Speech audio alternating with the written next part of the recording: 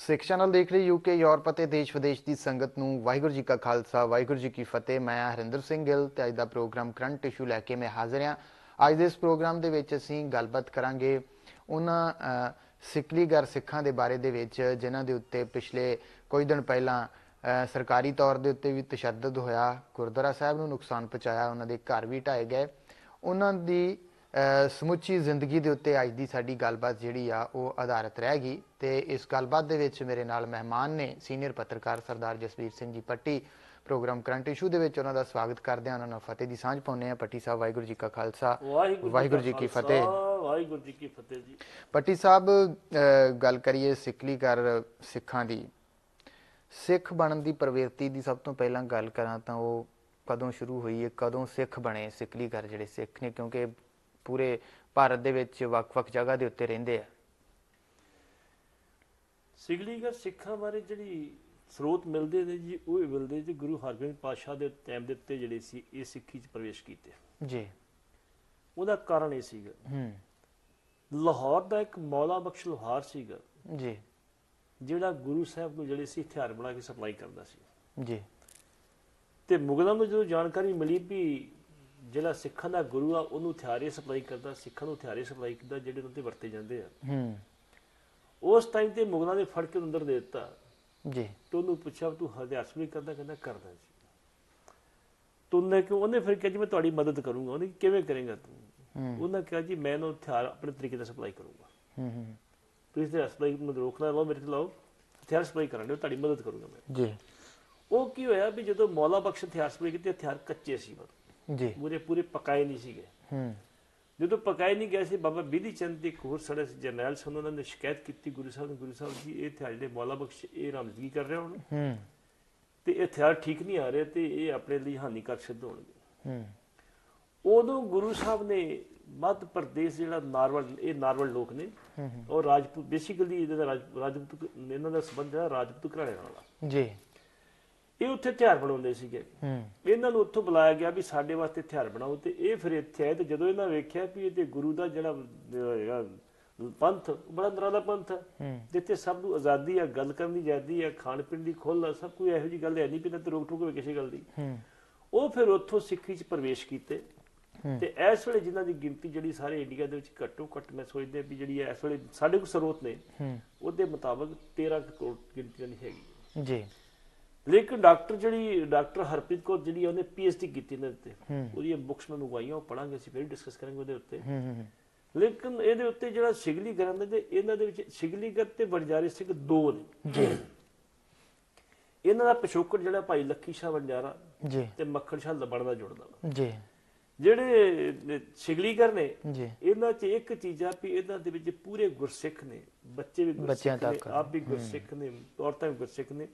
ਲੇਕਿਨ ਵਣਜਾਰਿਆਂ ਦੇ ਵਿੱਚ ਦੋਵੇਂ ਪ੍ਰਕਾਰ ਦੇ ਲੋਕ ਨੇ ਜੀ। ਉਹ ਗੁਰਸਿੱਖ ਤੇ ਅੰਮ੍ਰਿਤਧਾਰੀ ਵੀ ਹੈਗੇ ਆ ਤੇ ਕੋਈ ਮੋਨੇ ਵੀ ਹੈਗੇ ਨੇ ਜੀ। ਇਹਨਾਂ ਦੇ ਵਿੱਚ ਕੋਈ ਕੇਸ ਕਤਲ ਕਰਨ ਵਾਲਾ ਬੰਦਾ ਨਹੀਂ ਹੈਗਾ। ਤੇ ਇਹਨਾਂ ਦੇ ਬੱਚੇ ਜਿਹੜੇ ਸ਼ੁਰੂ ਤੋਂ ਹੀ ਹਥਿਆਰ ਬਣਾਉਣ ਦਾ, ਇਹ ਆਪ ਸਾਰੇ ਹਥਿਆਰ ਬਣਾਉਣ ਦਾ ਕੰਮ ਕਰਦੇ ਜੀ। ਜਦੋਂ ਅੰਗਰੇਜ਼ ਸਰਕਾਰ ਆਈ 1939 ਦੇ ਵਿੱਚ, ਅੰਗਰੇਜ਼ ਗਵਰਨਮੈਂਟ ਨੇ ਇੱਕ ਐਕਟ ਬਣਾਤਾ ਜੀ, ਇੰਡੀਅਨ ਆਰਮਸ ਐਕਟ 25। ਉਹਦੇ ਤਹਿਤ ਜਿਹੜਾ ਕਿਸੇ ਨੂੰ ਹਥਿਆਰ ਰੱਖਣ ਤੇ ਹਥਿਆਰ ਬਣਾਉਣ ਦੀ ਟੋਟਲੀ ਮਨਾਹੀ ਕਰ ਦਿੱਤੀ ਗਈ ਜੀ। ਈਵਨ ਇੱਥੋਂ ਤੱਕ ਕਿ ਸਿੱਖਾਂ ਤੇ ਮਨਾਹੀ ਸੀ ਵੀ ਤੁਸੀਂ ਆ ਗਾਤਰਾ ਨਹੀਂ ਪਾ ਸਕਦੇ, ਕਿਰਪਾਨ ਨਹੀਂ ਰੱਖ ਸਕਦੇ। ਲੇਕਿਨ ਸਿੱਖਾਂ ਵੱਲੋਂ ਫਿਰ ਜਿਹੜਾ ਸੀ ਉਸ ਟਾਈਮ ਦੇ ਉੱਤੇ ਆਪਣੀ ਦਸਤਵੰਜਾ ਲੈਣਾ ਅੰਗਰੇਜ਼ਾਂ ਦੇ ਨਾਲ, ਸਿੱਖਾਂ ਨੂੰ ਫਿਰ ਜਿਹੜੀ ਕਿਰਪਾਨ ਪਾਉਣ ਦੀ ਛੋਟ ਦਿੱਤੀ ਗਈ ਜੀ। ਜਿਹੜੇ ਨਿਹੰਗ ਸਿੰਘ ਸੀ ਉਹਨਾਂ ਨੂੰ ਬਰਛਾ ਰੱਖਣ ਦੀ ਛੋਟ ਦਿੱਤੀ ਗਈ ਵੀ ਚਲੋ ਤੁਸੀਂ, ਤੁਹਾਡਾ ਧਾਰਮਿਕ ਇਸ਼ੂ ਹੈ, ਧਾਰਮਿਕ ਇਹ ਰੱਖ ਲਓ ਤੁਸੀਂ। ਲੇਕਿਨ ਜਦੋਂ ਸਾਡੀ ਇਹ ਇੰਡੀਅਨ ਗਵਰਨਮੈਂਟ ਬਣ ਗਈ, ਇਹਨਾਂ ਨੇ ਉਹਦੇ ਵਿੱਚ ਕੋਈ ਅਮੈਂਡਮੈਂਟ ਨਹੀਂ ਕੀਤੀ। ਇੰਡੀਅਨ ਆਰਮਸ ਲਾਗੂ ਰਿਹਾ ਜੀ। ਉਹਨਾਂ ਤੇ ਫਿਰ ਇਹ ਲੋਕ ਜਿਹੜੇ ਹਥਿਆਰ ਬਣਾਉਂਦੇ ਸੀ ਗੁਰੂ ਸਾਹਿਬ ਦੇ ਟਾਈਮ ਦੇ ਉੱਤੇ, ਇਹਨਾਂ ਨੂੰ ਫਿਰ ਜਿਹੜਾ ਸੀ ਜਿਹੜੀ ਉੱਥੇ ਦੀ ਸਰਕਾਰਾਂ ਸੀ ਉਹ ਦਬਾਅ ਪਾਉਣ ਲੱਗ ਪਈਆਂ ਜੀ। ਅਗਲੀ ਗੱਲ ਦੱਸਣ ਲੱਗਾ, ਹੁਣ ਮੈਂ ਨਾਂ ਉਹਦਾ ਸੰਸਥਾ ਦਾ ਕੀ ਲੈਣਾ ਜੀ। ਇੱਕ ਸੰਸਥਾ ਨੇ ਇਹਨਾਂ ਨੂੰ ਕਿਹਾ ਵੀ ਸਾਨੂੰ ਹਥਿਆਰ ਬਣਾ ਕੇ ਦਿਓ ਜੀ। ਉਹਨੇ ਇਹਨਾਂ ਨੂੰ ਹਥਿਆਰ ਬਣਾ ਕੇ ਦਿੱਤੇ, ਬੰਦੂਕਾਂ ਬਣਾ ਕੇ ਦਿੱਤੀਆਂ, ਪਿਸਤੌਲ ਬਣਾ ਕੇ ਦਿੱਤੇ। ਜੇ ਇਹਨਾਂ ਦੀ ਲਾਗਤ 1000 ਰੁਪਇਆ ਤੇ ਉਹ 1100 ਦਿੰਦੇ ਸੀਗੇ। ਜਦੋਂ ਇਹਨਾਂ ਹਥਿਆਰ ਬਣਾਉਣ ਤੋਂ ਮਨਾ ਕਰਤਾ ਵੀ ਸਾਨੂੰ ਤੁਸੀਂ ਜਿਹੜੀ ਮੁੱਲ ਘੱਟ ਦਿੰਦੇ ਹੋ ਅਸੀਂ ਨਹੀਂ ਬਣਾ ਸਕਦੇ, ਤੇ ਉਸ ਟਾਈਮ ਦੇ ਫਿਰ ਇਹਨਾਂ ਨੇ ਦੂਸਰਾ ਰਸਤਾ ਅਖਤਿਆਰ ਕੀਤਾ ਵੀ ਇਹ ਹਥਿਆਰ ਬਣਾਉਂਦੇ, ਇਹਨਾਂ ਤੇ ਰੇਡ ਕਰਾਓ, ਇਹਨਾਂ ਨੂੰ ਅੰਦਰ ਕਰਾਓ। ਜਿਹੜਾ ਇਹਨਾਂ ਦਾ ਪਿਛੋਕੜ ਜੁੜਦਾ ਸੀ। ਜੀ ਜੀ ਜੀ ਜੀ ਬੇਸਿਕਲੀ ਇਹ ਜਰਾ ਪਿਛਾ ਲੋਕ ਨਹੀਂ, ਮਿਹਨਤ ਮਜ਼ਦੂਰੀ ਕਰਨ ਵਾਲੇ ਲੋਕ ਨੇ, ਤੇ ਮਿਹਨਤ ਮਜ਼ਦੂਰੀ ਕਰਕੇ ਕਿਸੇ ਦਾ ਹੱਕ ਨਹੀਂ ਖਾਂਦੇ। ਈਵਨ ਇੱਥੋਂ ਤੱਕ ਕਿ ਇਹ ਆਪਣੀ ਜਿੰਨੀ ਵੀ ਕਮਾਈ ਹੁੰਦੀ ਹੈ, ਜੇ ਇਹਨਾਂ ਨੇ 1000 ਰੁਪਏ ਕਮਾਇਆ ਤੇ ਜੋ ਇਹਨਾਂ 100 ਰੁਪਏ ਜਿਹੜਾ ਗੁਰਦੁਆਰੇ ਚੜਾ ਕੇ ਫਿਰ ਘਰ ਜਾਣਾ ਇਹਨਾਂ ਨੇ। ਇਹਨਾਂ ਦੇ ਸੰਦੇ ਪੱਕੇ ਨੇ। ਜੀ ਜੀ ਜੀ ਜੀ ਇਹਨਾਂ ਦੀ ਜਿਹੜੀ ਗਰੀਬੀ ਆ ਉਸ ਵਾਸਤੇ ਕੌਣ ਜ਼ਿੰਮੇਵਾਰ ਹੈ? ਜੇਕਰ ਇਹ ਜਰਾਇਮ ਪੇਸ਼ਾ ਨਹੀਂ ਹੈ ਤੇ ਗਰੀਬੀ ਵਾਸਤੇ ਕੌਣ ਜ਼ਿੰਮੇਵਾਰ ਆ? ਉਹਦੇ ਵਿੱਚ 2-3 ਗੱਲਾਂ ਆਉਂਦੀਆਂ ਜੀ। ਪਹਿਲੀ ਗੱਲ ਤੇ ਇਹ ਆਉਂਦੀ ਆ ਵੀ ਪੰਜਾਬ ਦੇ ਵਿੱਚ ਇਹ 22 ਜਗ੍ਹਾ ਤੇ ਰਹਿੰਦੇ ਨੇ ਜੀ। ਪੰਜਾਬ ਦੇ ਵਿੱਚ 22 ਥਾਵਾਂ ਤੇ ਹੈਗੇ ਨੇ, ਤੇ ਇਹ ਸਿਰਫ ਕੋਈ ਟੋਕਰੇ ਬਣਾਉਂਦਾ ਵਾ, ਕੋਈ ਠੰਡੀ ਗੁੜ ਦਾ ਕੰਮ ਕਰਦਾ, ਕੋਈ ਇਦਾਂ ਹੀ ਜਿਹੜਾ ਹਥਿਆਰ ਬਣਾਉਣ ਦਾ ਕੰਮ ਕਰਦਾ, ਕੋਈ ਛੁਰੀਆਂ ਬਣਾਉਂਦਾ ਵਾ, ਕੋਈ ਜਿੰਦਰੇ ਬਣਾਉਂਦਾ, ਇਹ ਕੰਮ ਕਰਦੇ ਨੇ ਬੇਸਿਕਲੀ। ਤੇ ਇਹਨਾਂ ਦੀ ਗਰੀਬੀ ਦਾ ਕਾਰਨ ਉਹਦੇ ਦੀ ਸਾਡੀਆਂ ਸਿੱਖ ਸੰਸਥਾਵਾਂ ਤੇ ਸਰਕਾਰਾਂ ਜ਼ਿੰਮੇਵਾਰ ਨੇ। ਬਹੁਤ ਸਾਰੇ ਸਾਡੇ ਇਹਨਾਂ ਲੋਕਾਂ ਕੋਲੇ ਅਜੇ ਤੱਕ ਨਾ ਕੋਈ ਆਧਾਰ ਕਾਰਡ ਆ, ਨਾ ਕੋਈ ਵੋਟਰ ਕਾਰਡ ਆ, ਨਾ ਕੋਈ ਰਾਸ਼ਨ ਕਾਰਡ ਆ।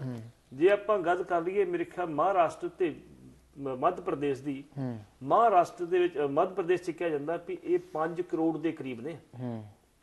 ਤੇ ਇਹ ਆਮ ਤੌਰ ਤੇ ਜਿਹੜੀ ਆਬਾਦੀ ਆ, ਆਮ ਤੌਰ ਤੇ ਲਈ ਸ਼ਹਿਰ ਹੈ, ਸ਼ਹਿਰ ਤੋਂ ਥੋੜਾ ਦੂਰ ਰਹਿੰਦੇ, ਜੰਗਲ ਵਾਲੇ ਪਾਸੇ ਰਹਿੰਦੇ ਜੀ।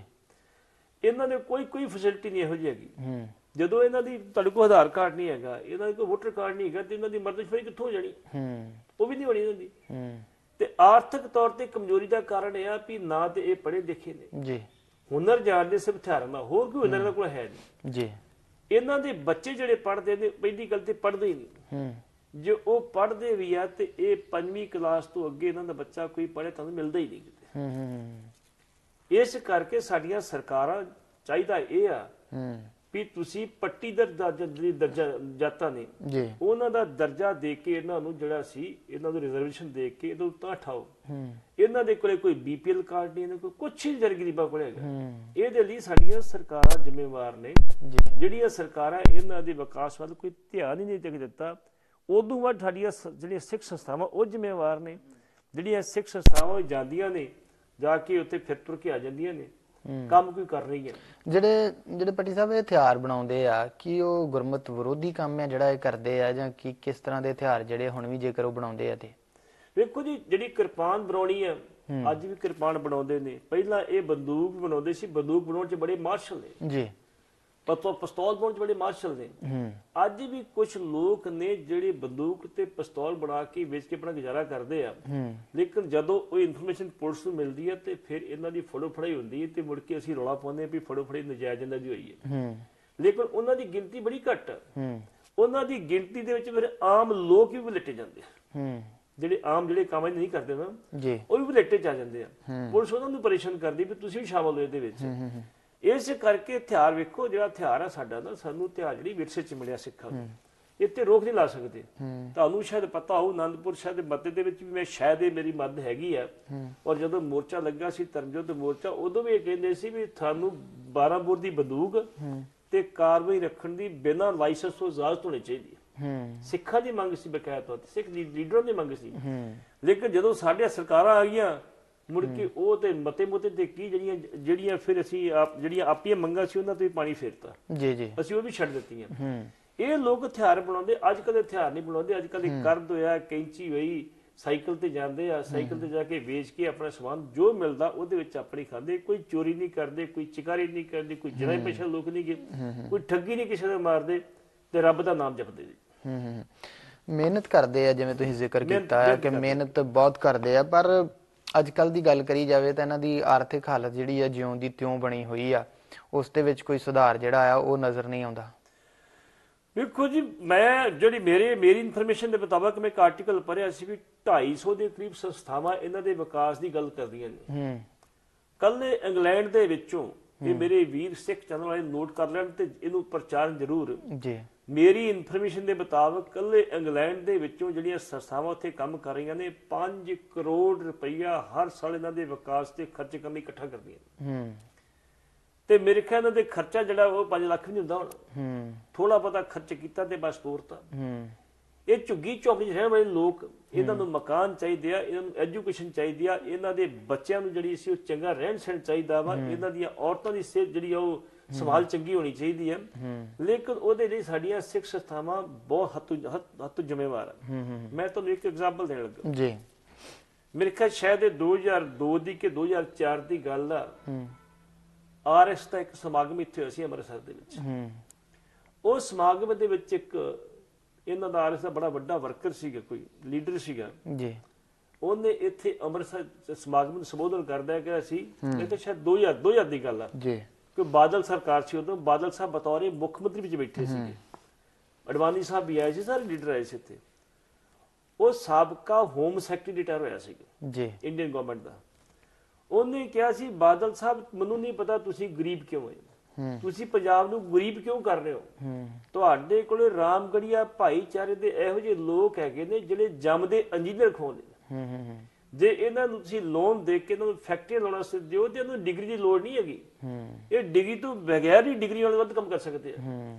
ਉਹੀ ਹਾਲ ਸਾਡਾ ਇਹਨਾਂ ਜਿਹੜੇ ਸਿਗਲੀਗਰ ਸਿੱਖ ਹੈ ਉਹਨਾਂ ਦਾ ਜੀ, ਵੀ ਸਿਗਲੀ ਸਿੱਖ ਜਿਹੜੇ ਸਿੱਖ ਆ ਇਹ ਵੀ ਬਿਨਾਂ ਡਿਗਰੀ ਤੋਂ, ਬਿਨਾਂ ਕਿਸੇ ਟ੍ਰੇਨਿੰਗ ਤੋਂ, ਇਹਨਾਂ ਨੂੰ ਜੱਦੀ ਪੁਸ਼ਟੀ ਟ੍ਰੇਨਿੰਗ ਮਿਲੀ ਹਥਿਆਰ ਬਣਾਉਣ ਦੀ, ਇਹ ਬਣਾ ਸਕਦੇ ਆ। ਤੇ ਸਾਡੀਆਂ ਸੰਸਥਾਵਾਂ ਨੂੰ ਚਾਹੀਦਾ ਵੀ ਉਹਨਾਂ ਖੇਤਰਾਂ ਜਾ ਕੇ, ਜਿਵੇਂ SCPC ਆ, ਪਹਿਲੀ ਗੱਲ ਤਾਂ ਉੱਥੇ ਡੇਅਰੀ ਫਾਰਮਿੰਗ ਕਰੇ, ਇਹਨਾਂ ਦੀ ਡੇਅਰੀ ਫਾਰਮਿੰਗ ਦੇ ਕਾਰਨ ਜਿਹੜਾ ਉੱਥੇ ਘਿਓ ਦੁੱਧ ਆਵੇ ਉੱਥੇ ਘਿਓ ਕੱਢੇ, ਘਿਓ ਕੱਢ ਕੇ ਆਪਣੇ ਗੁਰਦੁਆਰੇ ਸਪਲਾਈ ਕਰੇ, ਆਪਣਾ ਸਭ ਕੁਝ ਬਣਾਏ ਉੱਥੇ, ਇੱਕ ਉਹਨਾਂ ਨੂੰ ਰੁਜ਼ਗਾਰ ਮਿਲੇਗਾ, ਇੱਕ ਇਹਨਾਂ ਨੂੰ ਇਹਦੇ ਵਿੱਚ ਜਿਹੜੀ ਸਿੱਖਿਆ ਹੈਗੀ ਹੈ SCPC, ਉਹਨਾਂ ਆਪਣਾ ਘਿਓ ਦੇ ਖਾਲਸ ਤੇ ਕਰਨ ਦਾ ਮੌਕਾ ਮਿਲ ਜਾਏਗਾ। ਉਸ ਪਾਸੇ ਨਹੀਂ ਅਸੀਂ ਹੋਣਾ, ਅਸੀਂ ਜਾਣੇ ਆ ਜਾ ਕੇ ਜੀ ਅਸੀਂ 10,000 ਰੁਪਏ ਸਰ ਨੂੰ ਦਿੱਤਾ ਜੀ, ਅਸੀਂ 5 ਮਕਾਨ ਬਣਾਤੇ ਜੀ, ਇਹ ਨਹੀਂ ਗੱਲਾਂ ਬਣਦੀਆਂ। ਇਹਨਾਂ ਦੇ ਰੁਜ਼ਗਾਰ ਦਾ ਪ੍ਰਬੰਧ ਕੀਤਾ ਜਾਵੇ, ਜਿੰਨੇ ਕੁ ਉਹ ਕਿਰਸੀ ਬੰਦੇ ਆ, ਤੇ ਮੈਂ ਸੋਚਦਾ ਵੀ ਇਹ ਚੰਗੀ ਤਰ੍ਹਾਂ ਉਹ ਆਪਣਾ ਜਿਹੜਾ ਰੁਜ਼ਗਾਰ ਤੋਰ ਸਕਦੇ ਆ, ਔਰ ਜਿਹੜੀ ਹਥਿਆਰਾਂ ਦੀ ਗੱਲ ਕੀਤੀ ਜਾਂਦੀ ਹੈ ਉੱਥੋਂ ਆਪਣੇ ਆਪ ਨੂੰ ਦੂਜੇ ਪਾਸੇ ਵੀ ਲਿਜਾ ਸਕਦੇ ਜੀ। ਵਿਦਿਅਕ ਖੇਤਰ ਦੀ ਗੱਲ ਕਰੀਏ ਤਾਂ ਵਿਦਿਆ ਜਿਹੜੀ ਆ ਅੱਜ ਦੇ ਦੌਰ ਦੇ ਵਿੱਚ ਬਹੁਤ ਜ਼ਰੂਰੀ ਆ। ਇਹਨਾਂ ਦੇ ਪਿੱਛੇ ਰਹਿਣ ਦੇ ਸਭ ਤੋਂ ਵੱਡੇ ਕਾਰਨਾਂ ਦੇ ਵਿੱਚ ਇੱਕ ਵਿਦਿਆ ਦਾ ਕਾਰਨ ਜਿਹੜਾ ਆ ਉਹ ਵੀ ਹੈਗਾ ਕਿ ਉਹ ਉਹਨਾਂ ਬੱਚਿਆਂ ਨੂੰ ਪੜ੍ਹਾ ਨਹੀਂ ਸਕਦੇ, ਜਾਂ ਉਹਨਾਂ ਦੇ ਬੱਚੇ ਪੜ੍ਹ ਨਹੀਂ ਸਕਦੇ, ਉਹਨਾਂ ਕੋਲ ਇੰਨੇ ਸਾਧਨ ਨਹੀਂ ਹੈਗੇ। ਪਰਸੋਂ ਜੀ ਇੱਕ ਲਾਈਵ ਮੈਂ TV ਤੇ ਅਸੀਂ ਗੱਲ ਕਰ ਰਹੇ ਸੀ, ਰੇਡੀਓ ਤੇ ਗੱਲ ਕਰ ਰਹੇ ਸੀਗੇ, ਤੇ ਉਹਦੇ ਵਿੱਚ ਦਿੱਲੀ ਕਮੇਟੀ ਦੇ ਜਿਹੜੇ ਚੇਅਰਮੈਨ ਨੇ ਧਰਮ ਪ੍ਰਚਾਰ ਕਮੇਟੀ ਦੇ, ਉਹ ਕਹਿੰਦੇ ਜੀ ਅਸੀਂ ਪਿੱਛੇ ਜੇ 5 ਲੱਖ ਰੁਪਏ ਦੇ ਕੇ ਆਏ ਸੀ ਉੱਥੇ, ਅਸੀਂ ਸੰਸਥਾ ਖੋਲਣ ਨੂੰ ਤਿਆਰ ਹਾਂ, ਕਿਉਂ ਨਹੀਂ ਤੁਸੀਂ ਉਹਨਾਂ ਦੇ ਨੌਜਵਾਨ ਮੁੰਡਿਆਂ ਨੂੰ ਦਿੱਲੀ ਕਮੇਟੀ ਤੇ SCPC 'ਚ ਭਰਤੀ ਕਰ ਲੈਂਦੇ, ਇੱਥੇ ਉਹਨਾਂ ਨੂੰ ਜਿਸ ਤਰ੍ਹਾਂ ਦੀ ਸੇਵਾ ਕਰ ਸਕਦੇ ਆ, ਕੋਈ ਭਾਂਡਿਆਂ ਦੀ ਕਰ ਸਕਦਾ, ਕੋਈ ਪ੍ਰਸ਼ਾਦੇ ਦੀ ਕਰ ਸਕਦਾ, ਕੋਈ ਲੰਗਰ ਦੀ ਕਰ ਸਕਦਾ, ਕੋਈ ਤੁਹਾਡੇ ਆਪਣੀ ਡੈਕੋਰੇਸ਼ਨ ਦੀ ਕਰ ਸਕਦਾ ਵਾ, ਕਿਉਂ ਨਹੀਂ ਕਰ ਸਕਦੇ ਤੁਸੀਂ? ਜਿਹੜੀਆਂ ਉਹਨਾਂ ਦੀਆਂ ਔਰਤਾਂ ਵਾ ਉਹਨੂੰ ਸਿਲਾਈ ਕਢਾਈ ਕਿਉਂ ਨਹੀਂ ਸਿਖਾਉਂਦੇ ਤੁਸੀਂ, ਉਹ ਆਪਣਾ ਜਿਹੜਾ ਰੁਜ਼ਗਾਰ ਚਲਾ ਸਕਣ? ਉਸ ਪਾਸੇ ਤੇ ਹੋਣਾ ਨਹੀਂ ਕਿਸੇ ਨੇ। ਔਰ ਉਸ ਰਾਣਾ ਸਾਹਿਬ ਨੇ ਇੰਨੀ ਗੱਲ ਕੀਤੀ ਵੀ ਅਸੀਂ ਸ਼੍ਰੋਮਣੀ ਕਮੇਟੀ ਨੂੰ ਕਿਹਾ ਉਹਨਾਂ ਦੇ 50 ਬੱਚਿਆਂ ਨੂੰ, ਜਿਹੜੀ ਸੀ 50 ਬੱਚਿਆਂ ਨੂੰ, ਜਿਹੜੇ ਨੌਜਵਾਨ ਉਹਨਾਂ ਨੂੰ ਨੌਕਰੀ ਦਿੱਤੀਆਂ ਜਾਣ, ਲੇਕਿਨ ਅਜੇ ਤੱਕ ਕੋਈ ਕਾਰਵਾਈ ਨਹੀਂ ਹੋਈ। ਹਾਂ, ਇਹ ਜ਼ਰੂਰ ਵੀ ਸ਼੍ਰੋਮਣੀ ਕਮੇਟੀ ਨੇ ਪਿੱਛੇ ਜੇ ਇਹਨਾਂ ਦੇ ਬੰਦੇ ਗਏ ਸੀ, ਤੇ ਮੈਨੂੰ ਇੱਕ ਮੈਂਬਰ ਕੱਲ ਕਹਿ ਰਿਹਾ ਸੀਗਾ ਇੱਕ ਜਗ੍ਹਾ ਇਹੋ ਜਿਹੀ ਵੀ ਹੈਗੀ ਹੈ ਜਿੱਥੇ ਇਹਨਾਂ ਦਾ ਆਪਣਾ ਹੀ ਰਾਜ ਸੀ, ਅੱਛਾ, ਮੱਧ ਪ੍ਰਦੇਸ਼ ਦੇ ਵਿੱਚ, ਉੱਥੇ ਨਾ ਪੁਲਿਸ ਜਾਂਦੀ ਆ, ਨਾ ਕੋਈ ਲੀਡਰ ਜਾਂਦਾ, ਨਾ ਕੋਈ ਜਾਂਦਾ, ਤੇ ਚਲੇ ਜਾਂਦੇ ਫਿਰ ਵਾਪਸ ਨਹੀਂ ਮੁੜਦਾ। ਇਹੋ ਜਿਹੇ ਵੀ ਉੱਥੇ ਹੈਗੇ ਨੇ ਇਲਾਕਾ, ਇਹੋ ਜਿਹਾ ਅੱਗੇ ਪਹਾੜੀ ਦੱਸੀ ਉਹਨੇ, ਪਹਾੜੀ ਫਲਾਈ ਨਾਂ ਤਾਂ ਭੁੱਲ ਗਿਆ ਪਹਾੜੀ ਦਾ ਮੈਨੂੰ, ਉਹ ਪਹਾੜੀ ਦੇ ਉੱਤੇ ਰਹਿੰਦੇ ਨੇ, ਤੇ ਪਹਾੜੀ ਦੇ ਉੱਤੇ ਇਹੋ ਹੀ ਲੋਕ ਰਹਿੰਦੇ ਨੇ, ਇਹੀ ਆਪਣਾ ਕੰਮ ਧੰਦਾ ਕਰਦੇ ਨੇ, ਤੇ ਇਹੀ ਉੱਥੇ ਆਪਣਾ ਜਿਹੜੇ ਸੀ ਛੋਟੇ ਮੋਟੇ ਹਥਿਆਰ ਬਣਾ ਕੇ ਵੇਚਦੇ ਨੇ ਜੀ। ਤੇ ਜੇ ਉਹ ਵੇਚਦੇ, ਜੇ ਉਹ ਉੱਥੇ ਕਰ ਸਕਦੇ, ਤੇ ਕਿਉਂ ਨਹੀਂ ਤੁਸੀਂ ਉਹਨਾਂ ਦੇ ਇਲਾਕੇ 'ਚ ਜਾ ਕੇ ਕੋਈ ਫੈਕਟਰੀ ਲਾ ਦਿੰਦੇ? ਕਿਉਂ ਨਹੀਂ ਤੁਸੀਂ ਡੇਅਰੀ ਡਿਵੈਲਪਮੈਂਟ ਕਰਦੇ? ਕਿਉਂ ਨਹੀਂ ਜਿਵੇਂ ਸਾਡੀ ਇੰਡੀਅਨ ਗਵਰਨਮੈਂਟ ਆ? ਸਭ ਤੋਂ ਵੱਡੀ ਗੱਲ ਪੱਟੀ ਸਾਹਿਬ, ਉੱਥੇ ਸਕੂਲ ਖੋਲੇ ਜਾਣ, ਜਿੱਥੇ ਜਿੱਥੇ ਵੀ ਰਹਿੰਦੇ ਸਕੂਲ ਮੇਨ ਜ਼ਰੂਰਤ ਹੈ। ਜੇਕਰ ਐਜੂਕੇਸ਼ਨ ਉਹਨਾਂ ਦੇ ਬੱਚਿਆਂ ਦੇ ਵਿੱਚ ਆਏਗੀ ਤਾਂ ਆਟੋਮੈਟਿਕਲੀ ਉਹ ਜਿਹੜੇ ਆ ਹਰ ਫੀਲਡ ਦੇ ਵਿੱਚ ਅੱਗੇ ਜਾਣਗੇ। SCPC IT ਖੋਲ ਰਹੀ ਜੀ ਉੱਥੇ ਜੀ, ਉਹ ਖੋਲ ਰਹੀ ਇੰਦੌਰ, ਇੰਦੌਰ ਆ ਸਿਟੀ, ਤੇ ਸਿਟੀ ਜਦੋਂ ਸਿਟੀ ਤੋਂ 20 ਕਿਲੋਮੀਟਰ ਦੂਰ ਹੋਣਾ, ਕਿੱਥੋਂ ਉਹਨਾਂ ਨੇ ਚਾਹੀਦਾ ਇਹ ਆ ਵੀ ਜਿੱਥੇ 20 ਕਿਲੋਮੀਟਰ ਲੱਗੇ ਉਹਨਾਂ ਨੂੰ ਘੱਟੋ ਘੱਟ 1 ਕਿਲੋਮੀਟਰ ਤੋਂ ਵੱਧ ਤੁਰਨਾ ਨਾ ਪਵੇ, ਉੱਥੇ IT ਖੋਲ। ਪਰ ਪੱਟੀ ਸਾਹਿਬ, ਇਹ ਜਿਸ ਤਰ੍ਹਾਂ ਦੀ ਉਹਨਾਂ ਨੂੰ ਜ਼ਰੂਰਤ ਆ, ਜਿਵੇਂ ਉਹ ਰਹਿੰਦੇ ਆ, ਤੁਸੀਂ ਦੱਸਿਆ ਕਿ ਜਿੱਥੇ ਜਿੱਥੇ ਵੀ ਉਹ ਰਹਿੰਦੇ ਆ, ਉੱਥੇ ਤੇ ਚਾਹੀਦਾ ਕਿ ਉਹਨਾਂ ਨੂੰ ਪਹਿਲਾਂ ਤੇ ਮੁੱਢਲੀ ਸਿੱਖਿਆ ਜਿਹੜੀ ਆ ਉਹ ਦਿੱਤੀ ਜਾਵੇ, ਚਾਹੇ ਉੱਥੇ ਆਪਣੇ ਪ੍ਰਚਾਰਕ ਭੇਜੇ ਜਾਣ ਛੋਟੇ ਜਿਹੇ ਇੱਕ ਹਾਲ ਦੇ ਵਿੱਚ, ਜਾਂ ਕਿਤੇ ਵੀ ਉਹਨਾਂ ਨੂੰ ਬਿਠਾ ਕੇ ਬੱਚਿਆਂ ਨੂੰ ਪੜ੍ਹਾਇਆ ਜਾਵੇ, ਗੁਰਮਤ ਦੇ ਸੰਬੰਧ 'ਚ ਵੀ ਦੱਸਿਆ ਜਾਵੇ, ਸਾਰਾ ਕੁਝ ਜਿਹੜਾ ਆ ਉਹ ਸਮਝਾਇਆ ਜਾਵੇ, ਹੌਲੀ ਹੌਲੀ ਫਿਰ ਉਹਨਾਂ ਨੂੰ ਗਾਈਡ ਕੀਤਾ ਜਾਵੇ ਉੱਥੋਂ ਅੱਗੇ ਜਾਣ ਵਾਸਤੇ। ਇਹ ਮੈਨੂੰ ਲੱਗਦਾ ਸ਼ਾਇਦ ਜ਼ਿਆਦਾ ਜ਼ਰੂਰਤ ਹੈ। ਜੇਕਰ ਸਿੱਧੇ ਤੌਰ ਤੇ ਅਸੀਂ ਕਹੀਏ ਕਿ ਇੰਦੌਰ 'ਚ ਖੋਲ ਕੇ ਤੇ ਉੱਥੋਂ 20 ਕਿਲੋਮੀਟਰ ਦੂਰ ਤੋਂ ਉਹਨਾਂ ਨੂੰ ਕਹੀਏ ਕਿ ਸਿੱਧੇ ਇੱਥੇ ਆਓ, ਉਹ ਨਹੀਂ, ਉਹਦੇ ਵਿੱਚ ਇੱਕ ਇਹਨਾਂ ਨੂੰ ਕੋਈ ਨਾ ਕੋਈ ਪ੍ਰਚਾਰਕ ਜਾਂ ਕੋਈ ਆਪਣੇ ਵੱਲੋਂ ਟੀਚਰ ਉੱਥੇ ਭੇਜਣਾ ਜਿਹੜਾ ਉਹਨਾਂ ਨੂੰ ਗਾਈਡ ਕਰੇ ਕਿ ਇੱਥੋਂ ਤੁਸੀਂ ਆਹ ਸਿੱਖਿਆ, ਉੱਥੇ ਜਾ ਕੇ ਤੁਸੀਂ ਆਹ ਸਿੱਖ ਸਕਦੇ ਹੋ। ਪੁਲ ਦਾ ਕੰਮ ਜਿਹੜਾ ਉਹ ਕੀਤਾ ਜਾ ਸਕਦਾ। ਜਿਹੜੀ ਐਸਜੀਪੀਸੀ ਹੈ ਨਾ ਜੀ, ਉਹ ਸਿਆਸਤ ਦਾ ਗੜ ਬਣ ਚੁੱਕੀ ਹੈ। ਤੁਸੀਂ ਇੰਦੌਰ ਦੀ ਤੇ ਕੀ ਗੱਲ ਕਰੀ, ਸਾਡਾ ਇੱਥੇ ਇਹਨਾਂ ਦਾ ਗੁਰੂ ਰਾਮਦਾਸ ਹਸਪੀਟਲ ਜਿਹੜਾ ਮੈਡੀਕਲ ਸੈਂਟਰ ਬਣਿਆ ਵਾ, ਰਿਸਰਚ ਸੈਂਟਰ ਬਣਿਆ ਵਾ, ਉਹਦੀ ਕਿੰਨੀ ਕੁ ਤੁਸੀਂ ਸੋਚਦੇ ਵੀ ਕਿੰਨੀ ਕੁ ਉਹਨਾਂ ਦੀ ਕਾਰਗੁਜ਼ਾਰੀ ਸਹੀ ਹੈਗੀ। ਤੁਹਾਨੂੰ ਰੋਜ਼ ਸ਼ਿਕਾਇਤ ਮਿਲੇਗੀ ਉੱਥੋਂ ਜੀ, ਆ ਬੱਚੇ ਨੂੰ ਵੇਖੋ ਜੀ ਮਾਰਤਾ ਜੀ, ਇਹ ਬੱਚੇ ਦਾ ਇਲਾਜ ਨਹੀਂ ਕੀਤਾ, ਇਹ ਬੱਚੇ ਨੂੰ ਕਈ ਤੁਹਾਨੂੰ ਸ਼ਿਕਾਇਤਾਂ ਮਿਲਣਗੀਆਂ। ਤੇ ਐਸਜੀਪੀਸੀ ਵਾਲੇ ਇੱਥੇ ਪ੍ਰਬੰਧ, ਇੱਥੇ ਉਹਨਾਂ ਦਾ ਹੈੱਡਕੁਆਟਰ ਉੱਥੇ ਸਹੀ ਨਹੀਂ ਕਰ ਸਕਦੇ, ਉੱਥੇ ਜਾ ਕੇ ਕੀ ਕਰਨਾ। ਲੇਕਿਨ ਫਿਰ ਵੀ ਇਹ ਜੇ ਮੁੱਢਲੀ ਜਿਹੜੀ ਗੱਲ ਤੁਸੀਂ ਗੱਲ ਕੀਤੀ ਵੀ ਉੱਥੇ ਕੋਈ ਮਿਸ਼ਨਰੀ ਸਕੂਲ ਖੋਲਿਆ ਜਾਵੇ, ਕੋਈ ਮਿਸ਼ਨਰੀ ਕਾਲਜ ਖੋਲ੍ਹਿਆ ਤੇ ਜਾਵੇ, ਉਹਨਾਂ ਨੂੰ ਕੱਪੜੇ ਸਪਲਾਈ ਕੀਤੇ ਜਾਣ, ਉਹਨਾਂ ਨੂੰ ਜਿਹੜੇ ਸੀ ਕਿਤਾਬਾਂ ਸਪਲਾਈ ਕੀਤੀਆਂ ਜਾਣ, ਜੀਵਨ ਪੱਧਰ ਉੱਚਾ ਕਰਨ ਵਾਸਤੇ ਵੀ ਉਹਨਾਂ ਨੂੰ ਉੱਚਾ ਕਰਨ ਵਾਸਤੇ, ਉਹਨਾਂ ਨੂੰ ਜਿਹੜੇ ਹਥਿਆਰ ਬਣਾ ਕੇ ਜਿਹੜੇ ਵੇਚਦੇ, ਮਜਬੂਰੀ ਵਸ ਵੇਚਦੇ ਹਨ, ਉਹਨਾਂ ਨੂੰ ਉਸ ਪਾਸੇ ਤੇ ਕਿਉਂ ਕਾਨੂੰਨੀ ਤੌਰ ਤੇ ਹਥਿਆਰ ਤੁਸੀਂ ਰੱਖ ਨਹੀਂ ਸਕਦੇ, ਕਾਨੂੰਨੀ ਤੌਰ ਤੇ ਬਣਾ ਨਹੀਂ ਸਕਦੇ ਤੁਸੀਂ। ਜਦੋਂ ਨਹੀਂ ਬਣਾਉਂਦੇ, ਜੋ ਬਣਾਉਂਦੇ ਆ ਉਦੋਂ ਫੜੇ ਜਾਂਦੇ ਆ, ਜੋ ਫੜੇ ਜਾਂਦੇ ਫਿਰ ਅਸੀਂ ਰੌਲਾ ਪਾਉਣੇ ਵੀ ਸਾਨੂੰ ਧੱਕਾ ਹੋ ਰਿਹਾ ਜਿਹਨਾਂ। ਅਸੀਂ ਜੇ ਰੌਲਾ ਹੀ ਪਾਉਣਾ ਤੇ ਕੀ ਪਤਾ ਸੀ ਰੌਲਾ ਪਾਉਣ ਤੋਂ ਪਹਿਲਾਂ ਇਹਦਾ ਕੰਮ ਕਰੀਏ, ਉਹਨਾਂ ਦੇ ਵਿਕਾਸ ਵਾਸਤੇ ਕਿ ਉਹਨਾਂ ਨੂੰ ਕੋਈ ਬਦਲੇ ਪ੍ਰਬੰਧ ਕਰਕੇ ਅਸੀਂ ਕੋਈ ਨਾ ਕੋਈ ਉਹ ਪਾਸੇ ਨਹੀਂ ਅਸੀਂ ਆ ਰਹੇ। ਉਹਨਾਂ ਦੀ ਜਿਵੇਂ ਆਪਾਂ ਔਰਤਾਂ ਦੀ ਗੱਲ ਕੀਤੀ ਹੈ, ਉਹਨਾਂ ਦੀ ਔਰਤਾਂ ਦੀ ਵੇਖੋ ਕਿੰਨੀ ਵੱਡੀ ਗੱਲ ਹੈ ਵੀ ਉਹ ਬਿਲਕੁਲ ਸਮਾਜਿਕ ਬੁਰਾਈਆਂ ਤੋਂ ਬਹੁਤ ਦੂਰ ਨੇ, ਖਾਸ ਕਰਕੇ ਭਰੂਣ ਹੱਤਿਆ ਤੋਂ ਉਹਨਾਂ ਨੂੰ ਪਤਾ ਹੀ ਨਹੀਂ ਕੀ ਹੁੰਦੀ, ਇੱਥੋਂ ਬਹੁਤ ਦੂਰ ਨੇ। ਜੇ ਉਹਨਾਂ ਔਰਤਾਂ ਨੂੰ ਤੁਸੀਂ ਉਹ ਜਿਹੜਾ ਘਰ ਦਾ ਕੰਮ ਕਰਦੀਆਂ ਮਾੜਾ ਮੋਟਾ ਆਪਣੇ ਹਸਬੈਂਡ ਨਾਲ ਜਾਂ ਆਪਣੇ ਬੱਚਿਆਂ ਨਾਲ ਕਰਦੀਆਂ ਨੇ, ਜੇ ਉਹਨਾਂ ਦਾ ਸੁਧਾਰ ਕਰਕੇ ਤੇ ਉਹਨਾਂ ਤੁਸੀਂ ਸਿਲਾਈ ਕਢਾਈ ਵਾਸਤੇ ਉੱਥੇ ਕੋਈ ਸੈਂਟਰ ਖੋਲ ਦਿਓ ਤੇ ਉਹਨਾਂ ਦਾ ਆਪੇ ਵਿਕਾਸ ਹੋਵੇ। ਇਸ ਕਰਕੇ ਮੈਂ ਸੋਚਦਾ ਵੀ ਸਿੱਖ ਸੰਸਥਾਵਾਂ ਨੂੰ ਇਹੋ ਜਿਹੇ ਕੰਮ ਕਰਨੇ ਚਾਹੀਦੇ, ਜਿਹੜੀਆਂ ਸੰਸਥਾਵਾਂ ਉਹਨਾਂ ਦੇ ਨਾਂ ਤੇ ਪੈਸੇ ਲੈ ਕੇ ਖਾਂਦੀਆਂ ਨੇ, ਉਹਨਾਂ ਨੂੰ ਵੀ ਚਾਹੀਦਾ ਵੀ ਭਾਈ ਇਹ ਕੰਮ ਬੰਦ ਕਰ ਦਿਓ ਤੁਸੀਂ ਹੁਣ, ਤੇ ਉਹਨਾਂ ਵਾਸਤੇ ਕੁਛ ਨਾ ਕੁਛ ਕਰੋ। ਹੁਣ ਚੱਲਦੇ ਜੀ ਆਪਾਂ ਮਹਾਰਾਸ਼ਟਰ ਦੇ ਵਿੱਚ ਜਿੱਥੇ ਇਹ ਘਟਨਾ ਵਾਪਰੀ ਹੁਣ, ਜਿੱਥੇ ਹੁਣ ਘਟਨਾ ਵਾਪਰੀ, ਜਿੱਥੇ ਘਰ ਵੀ ਢਾਏ ਗਏ, ਗੁਰਦੁਆਰਾ ਸਾਹਿਬ ਢਾਏ ਗਏ, ਉਹ ਬੇਸਿਕਲੀ ਉਹ ਲੈਂਡ ਮਾਫੀ ਦਾ ਕੰਮ ਹੈ, ਇਰੀਗੇਸ਼ਨ ਦੀ ਜਗ੍ਹਾ ਵਾ। ਲੈਂਡ ਮਾਫੀਆ ਵਾਲੇ ਚਾਹੁੰਦੇ ਆ ਵੀ ਇੱਥੇ ਸਾਡਾ ਕਬਜ਼ਾ ਹੋ ਜਾਵੇ। ਹੁਣ ਇਹ ਗਰੀਬ ਨੇ, ਇਹਨਾਂ ਦੀਆਂ ਨਾ ਵੋਟਾਂ ਹੈਗੀਆਂ ਨਾ ਇਹਨਾਂ ਦਾ ਕੁਛ ਹੈਗਾ ਵਾ, 5 ਪਰਿਵਾਰ ਨੇ ਇੱਕ ਪਿੰਡ ਦੇ ਵਿੱਚ ਰਹਿੰਦੇ, ਪਿੰਡ ਵਾਲਿਆਂ ਦੇ ਸਾਥ ਜਿਹੜਾ ਸਰਪੰਚ ਨੇ ਸਾਥ ਦਿੱਤਾ, ਜਿਹੜਾ ਲੈਂਡ ਮਾਫੀ ਦਿੱਤਾ, ਕੋਈ ਨੋਟਿਸ ਨਹੀਂ, ਕੋਈ ਕੁਛ ਨਹੀਂ, ਆ ਕੇ ਬਲਡੋਜ਼ਰ ਫਿਰ ਕੇ ਸਭ ਤੋਂ ਕਰ ਢਾਤੇ। ਜਦੋਂ ਗੁਰਦੁਆਰੇ ਦੇ ਢਾਇਆ ਤੇ ਉੱਥੇ ਕੋਈ ਮੁੰਡਾ ਗੁਰਸਿੱਖ ਸੀ, ਉਹ ਕਹਿੰਦਾ ਭਾਈ ਅਸੀਂ ਤੁਸੀਂ ਏਦਾਂ ਕਰੋ, ਇਹ ਤੁਸੀਂ ਨਿਸ਼ਾਨ ਸਾਹਿਬ ਨਾ ਢਾਓ, ਅਸੀਂ ਅਰਦਾਸ ਕਰਾਂਗੇ, ਅਰਦਾਸ ਕਰਨ ਤੋਂ ਬਾਅਦ ਜਿਹੜਾ ਅਸੀਂ ਇੱਥੇ ਅਰਦਾਸ ਕਰਕੇ ਆਪੇ ਲਾ ਦੇਂਗੇ, ਆਪੇ ਪਹੁੰਚਾ ਦੇਂਗੇ, ਕੋਈ ਗੱਲ ਨਹੀਂ। ਉਹ ਕਹਿੰਦਾ ਤੂੰ ਰੁਕਣ ਲੱਗਾ ਤੇ ਉੱਤੇ ਬਲਡੋਜ਼ਰ ਫੇਰਤਾ ਉਹਨਾਂ ਨੇ, ਉਹ ਵਿਚਾਰਾ ਮੁੰਡਾ ਮਰ ਗਿਆ ਉੱਥੇ। ਉਸ ਤੋਂ ਬਾਅਦ ਨੰਦੇੜ ਦੇ ਸਿੱਖ ਜਿਹੜੇ ਅੱਜ ਉੱਥੇ ਪ੍ਰੋਟੈਸਟ ਕਰ ਰਹੇ ਨੇ, ਉਹ ਉੱਥੇ ਗਏ, ਉਹਨਾਂ ਜਾ ਕੇ ਪ੍ਰੋਟੈਸਟ ਕੀਤਾ ਉੱਥੇ। ਫਿਰ ਉਹਦਾ ਕਲੈਕਟਰ ਜਿਹਨੂੰ ਅਸੀਂ ਡੀਸੀ ਕਹਿੰਦੇ ਆ, ਉਹ ਉੱਥੇ ਆਇਆ, ਉਹਨੇ ਕਿਹਾ ਇਹਨਾਂ ਨੂੰ ਇੱਥੋਂ ਕੋਈ ਨਹੀਂ ਜਾੜੇਗਾ, ਭਾਵੇਂ ਇਰੀਗੇਸ਼ਨ ਦੀ ਜਗ੍ਹਾ ਹੈਗੀ ਆ, ਹਿੰਦੁਸਤਾਨ ਦੀ ਸੁਪਰੀਮ ਕੋਰਟ ਦੇ ਮੁਤਾਬਕ ਕਿਸੇ ਬੰਦੇ ਨੂੰ ਤੁਸੀਂ ਘਰੋਂ ਬਾਹਰ ਨਹੀਂ ਕਰ ਸਕਦੇ, ਭਾਵੇਂ ਕੇਸ ਉਹਦੇ ਉਲਟ ਵੀ ਹੋ ਜਾਏ, ਤੇ ਤੁਸੀਂ ਲੈ ਕੇ ਬਲਡੋਜ਼ਰ ਫਿਰਤਾ ਉੱਥੇ, ਕਿਉਂਕਿ ਗਰੀਬ ਨੇ, ਕੋਈ ਸੁਣਨ ਵਾਲਾ ਨਹੀਂ ਹੈਗਾ ਉੱਥੇ।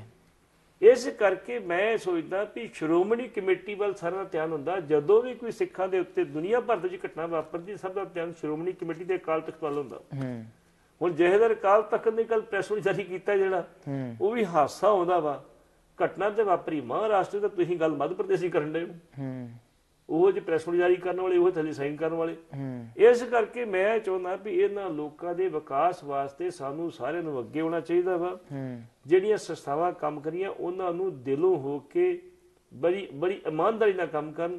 ਸ਼੍ਰੋਮਣੀ ਕਮੇਟੀ ਉੱਥੇ ਜਾ ਕੇ ਸਕੂਲ ਖੋਲੇ, ਸ਼੍ਰੋਮਣੀ ਕਮੇਟੀ ਜਾ ਕੇ ਸਿਲਾਈ ਕਢਾਈ ਸੈਂਟਰ ਖੋਲੇ, ਸ਼੍ਰੋਮਣੀ ਕਮੇਟੀ ਕੋਈ ਮਿਸ਼ਨਰੀ ਸਕੂਲ ਖੋਲੇ, ਤਾਂ ਕਿ ਉਹਨਾਂ ਲੋਕਾਂ ਨੂੰ ਜਿਹੜੇ ਗੁਰੂ ਸਾਹਿਬ ਤੋਂ ਵਰਸੋਏ ਹੋਏ ਨੇ, ਉਹਨਾਂ ਨੂੰ ਪਤਾ ਲੱਗ ਸਕੇ ਵੀ ਸਾਡਾ ਇਤਿਹਾਸ ਕੀ ਹੈ, ਅਸੀਂ ਕਿੱਥੇ ਖੜੇ।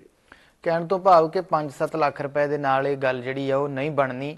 ਪੱਲਾ ਝਾੜਨ ਵਾਲਾ ਕੰਮ ਜਿਹੜਾ ਉਹ ਵੀ ਸਿੱਖ ਸੰਸਥਾਵਾਂ ਵੱਲੋਂ ਕੀਤਾ ਜਾ ਰਿਹਾ ਹੈ ਕਿ ਅਸੀਂ 5 ਲੱਖ ਭੇਜ ਦਿੱਤਾ, 5 ਹੋਰ ਭੇਜਣਾ ਆ। ਇੱਥੇ ਆ ਕਿ ਵੱਡੇ ਪੱਧਰ ਦੇ ਉੱਤੇ ਜਿਹੜਾ ਕੰਮ ਆ ਉਹ ਕੀਤਾ ਜਾਵੇ, ਤਾਂ ਜਾ ਕੇ ਸ਼ਾਇਦ ਇਹਨਾਂ ਦੀ ਹਾਲਤ ਜਿਹੜੀ ਆ ਉਹ ਸੁਧਰ ਸਕਦੀ ਆ। ਕਿਉਂਕਿ ਮੁੱਖ ਲੋੜ ਜਿਹੜੀ ਆ ਉਹਨਾਂ ਦੇ ਵਿੱਚ ਐਜੂਕੇਸ਼ਨ ਜਿਹੜੀ ਆ, ਜਿੰਨਾ ਚਿਰ ਤੱਕ ਉਹ ਨਹੀਂ ਪਹੁੰਚਦੀ ਉਹਨਾਂ ਚਿਰ ਤੱਕ ਜਿਹੜੇ ਬੱਚੇ ਆ, ਜੇਕਰ ਉਹ ਨਹੀਂ ਪੜ੍ਹਨਗੇ ਤੇ ਗਾਂ ਉਹ ਆਪਣੇ ਬੱਚਿਆਂ ਨੂੰ ਨਹੀਂ ਪੜ੍ਹਾ ਸਕਣਗੇ। ਜੇਕਰ ਹੁਣ ਵੀ ਕੰਮ ਵੀ ਦਿੱਤਾ ਜਾਂਦਾ ਵਾ, ਜਿਵੇਂ ਆਪਾਂ ਗੱਲ ਕਰ ਰਹੇ ਹਾਂ ਕਿ ਨੌਕਰੀ ਦਿੱਤੀ ਜਾਂਦੀ, ਉਹ ਕੁਝ ਪਰਿਵਾਰ ਜਿਹੜੇ ਆ ਉਹ ਸੌਖੇ ਹੋ ਜਾਣਗੇ, ਠੀਕ ਹੈ ਕਿ ਉਹਨਾਂ ਨੂੰ ਪੈਸੇ ਆਉਣ ਲੱਗ ਜਾਣਗੇ, ਪਰ ਜਿਸ ਤਰ੍ਹਾਂ ਬਹੁਤ ਸਾਰੇ ਆ ਉਹਨਾਂ ਨੂੰ ਐਜੂਕੇਸ਼ਨ ਦਿੱਤੀ ਜਾਊਗੀ ਤੇ ਵੱਖ-ਵੱਖ ਫੀਲਡਸ ਦੇ ਵਿੱਚ ਜਾ ਸਕਦੇ ਹੋ। ਬਿਲਕੁਲ ਠੀਕ ਹੈ ਜੀ ਤੁਹਾਡੀ ਗੱਲ। ਮੈਂ ਨਾ ਉਹਨਾਂ ਨੂੰ ਤੁਸੀਂ ਸਗੋਂ ਪੈਸੇ ਦੇ ਕੇ ਉਹਨਾਂ ਨੂੰ ਜਿਹੜਾ ਨਾ ਮੈਂ ਕਹੂੰਗਾ ਵੀ ਉਹਨਾਂ ਤੁਸੀਂ ਵਿਹਲਾ ਨਾ ਬਣਾਓ, ਸਗੋਂ ਪੈਸੇ ਉਹਨਾਂ ਦੇ ਖਰਚ ਕਰਕੇ ਸੰਸਥਾਵਾਂ ਖੋਲ ਕੇ ਉਹਨਾਂ ਨੂੰ ਐਜੂਕੇਸ਼ਨ ਦੇ ਕੇ ਉਹਨਾਂ ਨੂੰ ਆਪਣੀ ਕਿਰਤ ਕਰਨ ਦਾ ਸੰਕਲਪ ਆ ਉੱਥੋਂ ਤੱਕ ਜਿਹੜਾ ਸੀ ਉਹਨਾਂ ਨੂੰ ਨਿਪੁੰਨ ਬਣਾਓ ਜੀ, ਫਿਰ ਤੇ ਗੱਲ ਬਣ ਜਾਂਦੀ ਹੈ। ਤੇ ਜੇ ਤੁਸੀਂ ਕਹਿੰਦੇ ਹੋ ਅਸੀਂ ਪੈਸੇ ਦੇ ਦਿੱਤੇ ਜੀ, ਇੰਨੇ ਦੇ ਦਿੱਤੇ ਜਿੰਨੇ ਦੇ ਦਿੱਤੇ, ਉਹ ਗੱਲ ਨਹੀਂ ਬਣਦੀ। ਹਾਂ, ਪੈਸੇ ਵੀ ਜਦੋਂ ਲੋੜ ਦਿਓ ਉੱਥੇ ਤਾਂ ਵੀ ਇੱਕ ਡਿਸਪੈਂਸਰੀ ਵੀ ਖੋਲੋ ਜਿਹੜੀ ਫ੍ਰੀ ਡਿਸਪੈਂਸਰੀ ਹੋਵੇ, ਜਦੋਂ ਉਹਦੇ ਉਹਨਾਂ ਨੂੰ ਫ੍ਰੀ ਇਲਾਜ ਹੋਵੇ ਉੱਥੇ, ਇਹ ਸਭ ਕੁਝ ਹੋ ਸਕਦਾ ਹੈ। ਐਸਜੀਪੀਸੀ ਕੋਈ ਜਿੰਨਾ ਬਜਟ ਹੈ ਐਸਜੀਪੀਸੀ ਸਭ ਕੁਝ ਕਰ ਸਕਦੀ ਹੈ। ਉਹ ਤੇ ਪਹਿਲੀ ਗੱਲ ਤੇ ਸਭ ਤੋਂ ਆਪਣਾ ਇੱਕ ਸਬ ਸੈਂਟਰ ਖੋਲੇ ਐਸਜੀਪੀਸੀ ਜੀ, ਜਿਹਦੇ ਵਿੱਚ ਘੱਟੋ ਘੱਟ 10-15 ਮੁਲਾਜ਼ਮ ਹੋਣ, ਲੋਡ ਪੈਡ ਤੇ ਰੋਜ਼ ਜਾ ਕੇ ਜਾਣ, ਜਿਹੜੇ ਕੁਝ ਨਿਪੁੰਨ ਵਿਅਕਤੀ ਨੇ, ਜਿਹੜੇ ਜਾਣਦੇ ਨੇ, ਕੁਝ ਗ੍ਰੰਥੀ ਹੋਣ, ਢਾਡੀ ਹੋਣ, ਸਾਰੇ ਹੋਣ, ਤੇ ਮੇਰੇ ਖਿਆਲ ਪਿੰਡ ਦੀ ਕਾਫੀ ਹੱਲ ਸੁਧ ਸਕਦੀ ਹੈ, ਲੇਕਿਨ ਉਸ ਪਾਸੇ ਨਹੀਂ ਆ ਰਹੇ। ਹੁਣ ਜਿਹੜੇ ਪਿੰਡ ਚੋਂ ਹੈ ਉਹ ਵੇਖੋ ਜੀ, ਉੱਥੇ ਹੁਣ ਵਿਚਾਰੇ ਕੱਲ ਤੱਕ ਤੇ ਵਿਚਾਰੇ ਉਦਾਂ ਬੈਠੇ ਸੀ, ਉਹ ਇੰਨੀ ਠੰਡ ਦੇ ਵਿੱਚ ਵੀ, ਭਾਵੇਂ ਠੰਡ ਚਲੋ ਉੱਥੇ ਘੱਟ ਪੈਂਦੀ ਹੈ, ਜੰਗਲ ਲੱਗੇ, ਠੰਡ ਤੋਂ ਨਹੀਂ ਹੋਣੀ, ਤੇ ਉਹ ਤੇ ਠੰਡ ਦੇ ਵਿੱਚ ਉੱਪਰ ਬੈਠੇ ਸੀਗੇ। ਉਹ ਤੇ ਫਿਰ ਪਰਸੋਂ ਜਿਹੜੇ ਨੰਦੇੜ ਸਾਹਿਬ ਦੇ ਸਰਦਾਰ ਬਲਜੀਤ ਸਿੰਘ ਸ਼ਾਇਦ ਨਾਮ ਨਾਲ ਸੀਗਾ, ਉਹ ਗਏ ਨੇ, ਉਹ ਜਾ ਕੇ ਕੰਬਲ ਕੁੰਬਲ ਦੇ ਕੇ ਆਏ ਆ। ਉਹ ਕਹਿੰਦੇ 80 ਕਿਲੋਮੀਟਰ ਦੂਰ ਆ ਨੰਦੇੜ ਤੋਂ, ਇੱਥੋਂ ਅਸੀਂ ਰੋਜ਼ ਉਹਨਾਂ ਨੂੰ ਰਾਸ਼ਨ ਭੇਜ ਰਹੇ ਆ, ਬਣਾ ਕੇ ਵੀ ਭੇਜ ਸਕਦੇ, ਸੁੱਕਾ ਰਾਸ਼ਨ ਵੀ ਦੇ ਕੇ ਆਏ ਅਸੀਂ। ਹੁਣ ਅਸੀਂ ਉਹਨੂੰ ਟੈਂਟ ਦੇ ਰਹੇ ਆ ਜੀ, ਤੇ ਡੀਸੀ ਨੇ ਆਰਡਰ ਕਰ ਦਿੱਤਾ ਵੀ ਜਿੰਨਾ ਚਿਰ ਸਰਕਾਰ ਇਹਨਾਂ ਦਾ ਕੋਈ ਬਦਲਾ ਪ੍ਰਬੰਧ ਨਹੀਂ ਕਰਦੀ ਰਹਿਣਾ, ਉਹਨਾਂ ਚਿਰ ਇਹਨਾਂ ਨੂੰ ਇਸੇ ਜਗ੍ਹਾ ਤੇ ਟੈਂਟ ਲਾ ਕੇ ਦਿੱਤੇ ਜਾਣ ਤੇ ਟੈਂਟਾਂ ਦੇ ਵਿੱਚ ਰਹਿਣ, ਆਪਣਾ ਤੇ ਗੁਜ਼ਾਰਾ ਕਰਨ ਜੀ। ਪੰਜਾਬ ਆਉਣ ਦੀ ਗੱਲ ਵੀ ਕੀਤੀ ਜਾਂਦੀ ਹੈ ਕਿ ਉਹਨਾਂ ਨੂੰ ਕੁਝ ਲੋਕ ਜਿਹੜੇ ਆ ਉਹ ਕਮੈਂਟ ਵੀ ਕਰਦੇ ਆ ਕਿ ਪੰਜਾਬ ਆ ਜਾਓ ਜਦੋਂ ਕੋਈ ਖਬਰ ਇਸ ਤਰ੍ਹਾਂ ਦੀ ਨਸ਼ਰ ਹੁੰਦੀ ਆ। ਤੇ ਸ਼੍ਰੋਮਣੀ ਗੁਰਦੁਆਰਾ ਪ੍ਰਬੰਧਕ ਕਮੇਟੀ ਜਿਹੜੀ ਆ ਉਹ ਵੀ ਕਹਿ ਚੁੱਕੀ ਆ ਕਿ ਉਹ ਪੰਜਾਬ ਆ ਜਾਣ, ਪਰ ਕੀ ਪੰਜਾਬ ਦੇ ਵਿੱਚ ਜੇਕਰ ਉਹ ਆ ਵੀ ਜਾਂਦੇ ਆ ਤਾਂ ਇੱਥੇ ਆ ਕੇ ਕੀ ਉਹਨਾਂ ਦਾ ਜੀਵਨ ਪੱਧਰ ਜਿਹੜਾ ਹੈ ਉਹ ਸੌਖਾ ਹੋ ਜਾਏਗਾ ਜਾਂ ਕੀ ਹੋਊਗਾ ਇੱਥੇ ਜੇਕਰ ਆ ਜਾਂਦੇ ਆ? ਤੇ ਤੁਸੀਂ ਕਿਵੇਂ ਦੇਖਦੇ ਇਸ ਚੀਜ਼ ਨੂੰ, ਉਹਨਾਂ ਦੇ ਭਵਿੱਖ ਨੂੰ, ਜੇਕਰ ਉਹ ਪੰਜਾਬ ਆਉਂਦੇ ਆ? ਤੇ ਵੇਖੋ ਜੀ, ਜਿੱਥੋਂ ਉਹ ਆਪਣੇ ਦਾਦੇ ਪਰਦਾਦੇ ਤੋਂ ਬੈਠੇ, ਅਸੀਂ ਉਹਨੂੰ ਉਜਾੜਨਾ ਨਹੀਂ ਚਾਹੁੰਦੇ। ਜੇ ਉਹ ਚਾਹੁਣ ਤੇ ਆ ਸਕਦੇ ਪੰਜਾਬ। ਮੈਂ ਤੁਹਾਨੂੰ ਪੰਜਾਬ ਚ ਕਹਤਾ, ਪੰਜਾਬ ਦੇ ਵਿੱਚ 22 ਜਗ੍ਹਾ ਦੇ ਉੱਤੇ ਸ਼ਿਗਲੀ ਘਰ ਵਸੇ ਨੇ, 22 ਜਗ੍ਹਾ। ਆ ਜੰਡਿਆਲਾ ਵੇਖੋ, ਜੰਡਿਆਲਾ ਸ਼ਿਗਲੀ ਘਰ ਹੈਗੇ ਨੇ, ਜਿਹੜੇ ਟੋਕਰੇ ਟੱਕਰੇ ਬਣਾ ਕੇ, ਛੱਛ ਬਣਾ ਕੇ ਵੇਚਦੇ ਨੇ। ਹੁਣ ਉਹ ਵੀ ਨਹੀਂ ਰਿਹਾ ਕੰਮ, ਹੁਣ ਉਹਨਾਂ ਨੇ ਫਿਰ ਉਹੀ ਜਿਹੜਾ ਤਾਲੇ ਤੂਲੇ ਛੁੱਟੀਆਂ ਚੀਜ਼ਾਂ ਬਣੀ ਸ਼ੁਰੂ ਕਰ ਦਿੱਤੀਆਂ। ਇਸ ਕਰਕੇ ਪੰਜਾਬ ਚ ਆਉਣ ਦੇ ਆਉਣ ਤੋਂ ਬਾਅਦ ਦੀ ਗੱਲ, ਉਹ ਤੋਂ ਬਾਅਦ ਦੀ ਗੱਲ ਆ। ਮੈਂ ਸੋਚਦਾ ਵੀ ਸ਼੍ਰੋਮਣੀ ਕਮੇਟੀ ਜਾਂ ਦਿੱਲੀ ਕਮੇਟੀ ਜਾਂ ਸਾਰੀ ਹੋਰ ਸੰਸਥਾਵਾਂ ਜਿੰਨੀਆਂ ਵੀ ਹੈਗੀਆਂ, ਪਟਨਾ ਸਾਹਿਬ ਕਮੇਟੀ ਆ, ਹਜੂਰ ਸਾਹਿਬ ਕਮੇਟੀ ਆ, ਜਿੱਥੇ ਵੀ ਇਹ ਬੈਠੇ ਨੇ ਉੱਥੇ ਜਾ ਕੇ ਇਹਨਾਂ ਸਹੂਲਤਾਂ ਦੇ ਕੇ, ਇਹਨਾਂ ਨੂੰ ਐਜੂਕੇਸ਼ਨ ਦੇ ਕੇ, ਇਹਨਾਂ ਨੂੰ ਮੈਡੀਕਲ ਸਹੂਲਤਾਂ ਦੇ ਕੇ, ਇਹਨਾਂ ਨੂੰ ਉੱਥੇ ਪ੍ਰਵਾਨ ਚਲਾਉਣ ਤੇ ਵਧੀਆ ਰਹੂਗਾ। ਇੱਥੇ ਪੰਜਾਬ ਚ ਆਉਣ ਨਾਲ ਕੋਈ ਇਹਨਾਂ ਦੀ ਹਾਲਤ ਸੁਧਰ ਨਹੀਂ ਸਕਦੀ ਕੋਈ ਵੀ। ਜੇ ਕਰਨਾ ਤਾਂ ਉੱਥੇ ਵੀ ਕਰ ਸਕਦੇ ਆ, ਇੱਥੇ ਆ ਕੇ ਕੀ ਕਰਨਗੇ ਮੈਨੂੰ ਸਮਝ ਨਹੀਂ ਆਉਂਦੀ। ਇੱਥੇ ਤੇ ਅੱਗੇ ਬੇਰੁਜ਼ਗਾਰੀ ਬੜੀ ਹੈਗੀ ਹੈ। ਪਹਿਲਾਂ ਇੱਥੇ ਜਗ੍ਹਾ ਵੀ ਪ੍ਰੋਵਾਈਡ ਕਰਨੀ ਪੈਗੀ, ਜੇਕਰ ਸਾਰੇ ਸਿੱਖਲੀ ਘਰ ਸਿੱਖ ਆ ਜਾਂਦੇ ਆ ਤੇ ਉਹ ਵੀ ਇੱਕ ਮੁਸ਼ਕਲ ਜਿਹੜਾ ਕੰਮ ਹੈ। ਮੁੱਖ ਤੌਰ ਦੇ ਉੱਤੇ ਮੈਂ ਤਾਂ ਸਮਝਦਾ ਕਿ ਐਜੂਕੇਸ਼ਨ ਸਭ ਤੋਂ ਜ਼ਿਆਦਾ ਉਹਨਾਂ ਦੀ ਜ਼ਰੂਰੀ ਆ।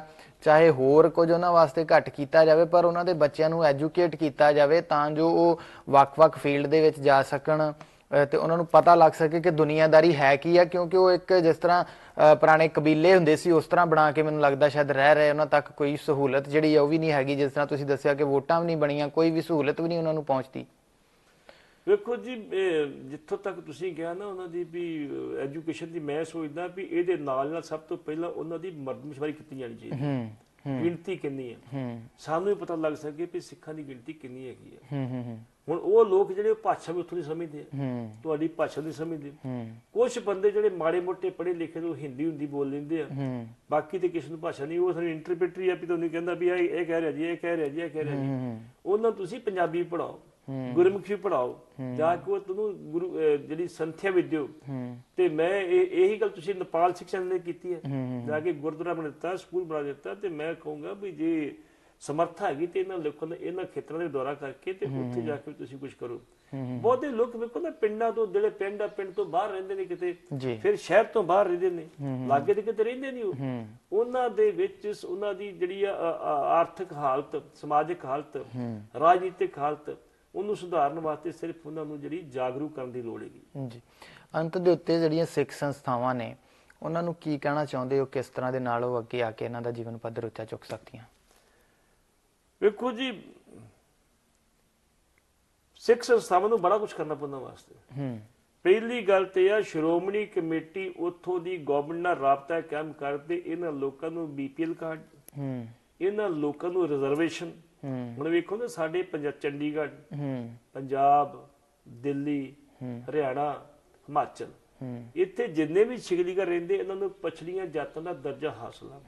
ਲੇਕਿਨ ਜਿੱਥੇ ਬਹੁਤ ਗਿਣਤੀ ਨੇ ਮਹਾਰਾਸ਼ਟਰ ਦੇ ਵਿੱਚ ਤੇ ਆਪਣੇ ਮੱਧ ਪ੍ਰਦੇਸ਼ ਦੇ ਵਿੱਚ ਜਾਂ ਰਾਜਸਥਾਨ ਦੇ ਵਿੱਚ, ਉੱਥੇ ਇਹਨਾਂ ਨੂੰ ਕੋਈ ਇਹੋ ਜਿਹੀ ਸਹੂਲਤ ਨਹੀਂ ਹੈਗੀ। ਅਸੀਂ ਚਾਹੁੰਦੇ ਵੀ ਇਹਨੂੰ ਪਛੜੀਆਂ ਨਹੀਂ, ਇਹਨੂੰ ਪੱਟੀ ਦਰਜਾ ਦੀਆਂ ਸ਼ਡਿਊਲ ਕਾਸਟ ਸ਼ਡਿਊਲ ਟ੍ਰਾਈਬ ਦੇ ਵਿੱਚ ਲਿਆ ਕੇ ਇਹਨਾਂ ਦੇ ਵਿਕਾਸ ਦੀ ਗੱਲ ਕੀਤੀ ਜਾਵੇ। ਪਹਿਲੀ ਗੱਲ ਤੇ ਇਹ ਆ ਵੀ ਸਿੱਖ ਸੰਸਥਾਵਾਂ ਜੇ ਹਿੰਮਤ ਕਰਨ ਉੱਥੇ ਇਹਨਾਂ ਦੇ ਆਪਣੇ ਸੈਂਟਰ ਖੋਲਣ, ਸਭ ਤੋਂ ਪਹਿਲਾਂ ਤਾਂ ਉਹਨਾਂ ਦੇ ਸ਼ਨਾਖਤੀ ਕਾਰਡ ਬਣਾਉਣ, ਉਹਨਾਂ ਦੀ ਵੋਟਰ ਬਣਾਉਣ, ਉਹਨਾਂ ਦੇ ਆਧਾਰ ਕਾਰਡ ਬਣਾਉਣ। ਇਹ ਤਾਂ ਹੀ ਹੋ ਸਕਦਾ ਜੇ ਇੱਥੋਂ ਪੜ੍ਹੇ ਲਿਖੇ ਲੋਕ ਜਾਣਗੇ, ਉਹ ਅਨਪੜ੍ਹ ਨੇ ਉਹ ਕੁਛ ਨਹੀਂ ਕਰ ਸਕਦੇ। ਸਿੱਖ ਸੰਸਥਾਵਾਂ ਨੂੰ ਸਭ ਤੋਂ ਪਹਿਲਾਂ ਇਹ ਕੰਮ ਕਰਨਾ ਚਾਹੀਦਾ, ਉਹਨਾਂ ਦੀ ਗਿਣਤੀ ਕੀਤੀ ਜਾਵੇ, ਉਹਨਾਂ ਨੂੰ ਉਹਨਾਂ ਦੇ ਸ਼ਨਾਖਤੀ ਕਾਰਡ ਬਣਾਏ ਜਾਣ, ਉਹਨਾਂ ਦੀ ਜਿਹੜੀ ਸੀ ਰਾਸ਼ਨ ਕਾਰਡ ਬਣਾਏ ਜਾਣ। ਇਹ ਉੱਥੋਂ ਦੀ ਗਵਰਨਮੈਂਟ ਨਾਲ ਬਲਕਿ ਹੋ ਸਕਦਾ, ਉਦਾਂ ਨਹੀਂ ਹੋ ਸਕਦਾ। ਤੇ ਜੇ ਇਹ ਨਹੀਂ ਕਰਦੇ ਤੇ ਫਿਰ ਮੈਂ ਸੋਚਦਾ ਵੀ ਆਖਰਕਾਰ ਫਿਰ ਜਿਵੇਂ ਉਹ ਉਹਨਾਂ ਨੂੰ ਸੂਰ ਪਾਲਣ ਲਈ ਮਜਬੂਰ ਕੀਤਾ ਗਿਆ। ਇਹ ਵੀ ਇੱਕ ਕਹਾਣੀ ਬੜੀ ਵੱਡੀ ਜੀ। ਉਹਨਾਂ ਨੂੰ ਕਿਹਾ ਸੂਰ ਪਾਲੋ ਤੁਸੀਂ, ਉਹਨਾਂ ਸੂਰ ਪਾਲਣ ਸ਼ੁਰੂ ਕਰਤੇ ਤੇ ਸੂਰ ਖਾਣੇ ਸ਼ੁਰੂ ਕਰ ਦਿੱਤੇ। ਜਦੋਂ ਖਾਣੇ ਸ਼ੁਰੂ ਕਰਤੇ ਤੇ ਸੂਰ ਦੇ ਵਿੱਚ ਕਈ ਇਹੋ ਜਿਹੇ ਹੈਗੇ ਐਂਟੀ ਬੋਡੀ ਤੱਤ ਨੇ ਜਿਹੜੇ ਨਾਲ ਬੰਦੇ ਦੀ ਸਿਹਤ ਖਰਾਬ ਹੋ ਜਾਂਦੀ ਹੈ। ਉਹਨਾਂ ਨੇ ਕੀ ਕੀਤਾ ਵੀ ਸੂਰ ਪਾਲਣ ਦਾ ਮਕਸਦ ਕੀ ਸੀ ਉਹਨਾਂ ਦਾ, ਇਹ ਸੂਰ ਪਾਲਣਗੇ ਤੇ ਮੁਸਲਮਾਨਾਂ ਦੇ ਨਾਲ ਇਹਨਾਂ ਦੀ ਗੜਬੜ ਹੋਊਗੀ, ਉਹਦੇ ਨਾਲ ਲੜਾਈ ਝਗੜੇ ਹੋਣਗੇ ਤੇ ਮੁੜ ਕੇ ਸਿੱਖ ਤੋਂ ਸਾਡੇ ਕੋਲ ਸਹਾਇਤਾ ਵਾਸਤੇ ਹਿੰਦੂ ਬਣਨਗੇ। ਇਹ ਵੀ ਇੱਕ ਸਾਜ਼ਿਸ਼ ਸੀਗੀ। ਇਸ ਕਰਕੇ ਸਿੱਖ ਸੰਸਥਾਵਾਂ ਨੂੰ ਚਾਹੀਦਾ ਵੀ ਇਮੀਡੀਏਟਲੀ ਜਾ ਕੇ ਉਹਨਾਂ ਨੂੰ ਦੂਜੇ ਪਾਸੇ ਜਿਹੜਾ ਉਹ ਕਰ ਰਹੇ ਆਪਣਾ ਧਰਮ ਤਬਦੀਲ ਕਰ ਰਹੇ, ਕੋਈ ਹਿੰਦੂ ਬਣ ਰਿਹਾ, ਕੋਈ ਮੁਸਲਮਾਨ ਬਣ ਰਿਹਾ, ਉਹਨੂੰ ਰੋਕਣ ਲਈ ਜਿਹੜਾ ਵਾ ਇਮੀਡੀਏਟਲੀ ਕਾਰਵਾਈ ਕੀਤੀ ਜਾਵੇ ਜੀ। ਸੋ ਬਿਲਕੁਲ ਇਸ ਨੂੰ ਸੀਨੀਅਰ ਪੱਤਰਕਾਰ ਸਰਦਾਰ ਜਸਪੀਤ ਸਿੰਘ ਜੀ ਪੱਟੀ, ਜਿਨ੍ਹਾਂ ਨੇ ਸਿੱਖਲੀਗਰ ਸਿੱਖਾਂ ਦੇ ਬਾਰੇ ਦੇ ਵਿੱਚ ਸਮੁੱਚੀ ਜਾਣਕਾਰੀ ਜਿਹੜੀ ਹੈ ਦੇਸ਼ ਵਿਦੇਸ਼ ਦੀਆਂ ਸੰਗਤਾਂ ਤੱਕ ਪਹੁੰਚਾਈ ਆ। ਸਰਕਾਰਾਂ ਦੇ ਚਾਲ ਚੱਲਣ ਤੋਂ ਇਹ ਨਹੀਂ ਲੱਗਦਾ ਨੇੜੇ ਭਵਿੱਖ ਦੇ ਵਿੱਚ ਸਿੱਖਲੀਗਰਾਂ ਵਾਸਤੇ ਜਿਹੜਾ ਕੁਝ ਹੋ ਸਕਦਾ ਆ। ਸੋ ਇਹ ਸਮੁੱਚੀ ਸੰਗਤ ਜਿਹੜੀ ਆ, ਜੇਕਰ ਉਹ ਹੰਬਲਾ ਮਾਰੇ ਤੇ ਆਪਣੀਆਂ ਸਿੱਖ ਸੰਸਥਾਵਾਂ ਜਿਹੜੀਆਂ ਆ ਉਹ ਅੱਗੇ ਆਉਣ ਤਾਂ ਇਹਨਾਂ ਦੇ ਬੱਚਿਆਂ ਨੂੰ ਐਜੂਕੇਸ਼ਨ ਦੇ ਕੇ ਤੇ ਉਹਨਾਂ ਦੇ ਵਾਸਤੇ ਕਈ ਤਰ੍ਹਾਂ ਦੇ ਰਸਤੇ ਜਿਹੜੇ ਆ ਉਹ ਖੁੱਲ ਸਕਦੇ ਆ। ਜੇਕਰ ਨੌਕਰੀਆਂ ਦੀ ਗੱਲ ਕਰਦੇ ਆ ਤਾਂ ਸ਼੍ਰੋਮਣੀ ਕਮੇਟੀ ਜਾਂ ਦਿੱਲੀ ਸਿੱਖ ਗੁਰਦੁਆਰਾ ਮੈਨੇਜਮੈਂਟ ਕਮੇਟੀ ਕੁਝ ਨੌਕਰੀਆਂ ਜ਼ਰੂਰ ਦੇ ਸਕਦੀ ਆ, ਪਰ ਉਹ ਸਿੱਖਲੀਗਰ ਸਿੱਖ ਜਿੰਨੀ ਇਹਨਾਂ ਦੀ ਆਬਾਦੀ ਉਹ ਸਾਰਿਆਂ ਨੂੰ ਕਿਤੇ ਨਾ ਕਿਤੇ ਸੈਟਲ ਕਰਨ ਵਾਸਤੇ ਸਭ ਤੋਂ ਅਹਿਮ ਉਹਨਾਂ ਦੀ ਐਜੂਕੇਸ਼ਨ ਹੈ, ਉਹਨਾਂ ਦੇ ਬੱਚਿਆਂ ਦੀ ਐਜੂਕੇਸ਼ਨ ਹੈ ਕਿ ਉਹਨਾਂ ਨੂੰ ਐਜੂਕੇਟ ਕੀਤਾ ਜਾਵੇ ਤਾਂ ਜੋ ਉਹ ਕਿਸੇ ਵੀ ਫੀਲਡ ਦੇ ਵਿੱਚ ਆਪਣੀ ਮਰਜ਼ੀ ਨਾਲ ਜਾ ਸਕਣ। ਸੋ ਅੱਜ ਦੇ ਇਸ ਪ੍ਰੋਗਰਾਮ ਕਰੰਟ ਇਸ਼ੂ ਦੇ ਵਿੱਚ ਇੰਨਾ ਹੀ ਤੇ ਇੱਥੇ ਬੁਲਾਉਂਦੇ ਹਾਂ। ਫਤਿਹ। ਵਾਹਿਗੁਰੂ ਜੀ ਕਾ ਖਾਲਸਾ, ਵਾਹਿਗੁਰੂ ਜੀ ਕੀ ਫਤਿਹ।